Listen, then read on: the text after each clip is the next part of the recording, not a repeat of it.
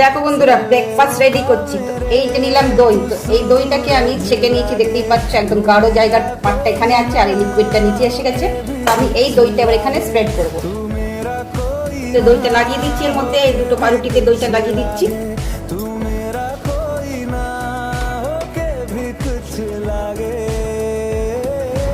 দেখো দুটো এখানে এইভাবে করে স্প্রেড করে দিলাম, আর পাশে তো ডিম সেদ্ধ হচ্ছে। তো আজকে তো এটাই আমি নিজের ব্রেকফাস্টে রেডি করছি।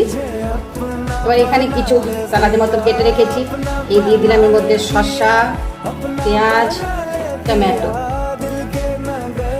এইভাবে স্প্রেড করে দেবে। তোমরা একবার এটা বানিয়ে খাবে, খুব দারুণ স্বাদ লাগে আর হেলদি তো কি বলবো, এই গরমে এইগুলোই খেতে ইচ্ছে করছে। এবার দিয়ে দিলাম এর মধ্যে একটু চিলি ফ্লেক্স, তোমরা ব্ল্যাক পেপারও দিতে পারো। তো আমি এই চিলি ফ্লেক্স দিয়ে দিলাম, বিট নুন দিয়ে দিলাম, দুটোতে বিট নুন দিয়ে দিলাম। এবার উপরে আরেকটা ব্রেড এইভাবে করে দিয়ে দেবো, এভাবে উপর দিয়ে ব্রেড দিয়ে দিলাম। এরপরে অয়েল দিয়ে দিচ্ছি, তোমরা বাটার দিয়েও করতে পারো। তো আমি অয়েল দিয়ে দিলাম, অয়েল দিয়ে ভালোভাবে একদম ব্রেডগুলোকে সেঁকে নেবো।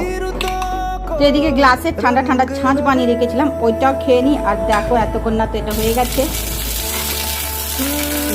হয়ে গেছে, পাল্টে দিলাম। গ্যাসের ফ্লেমটাকে একদম আমি তুলে রেখেছি, ফুল গ্যাসের ফ্লেমটাকে রেখেই এই শিখছি, তাহলে তেলটা কম চুষবে পাউরুটিতে। সিমে করলে অনেক তেল চুষে নেবে পাউরুটি।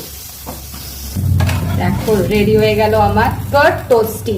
এইভাবে একবার তোমরাও বানিয়ে খেও, খুব ভালো লাগবে। তো আমি গরমা গরম টমেটো কেচাপের সাথে সার্ভ করছি।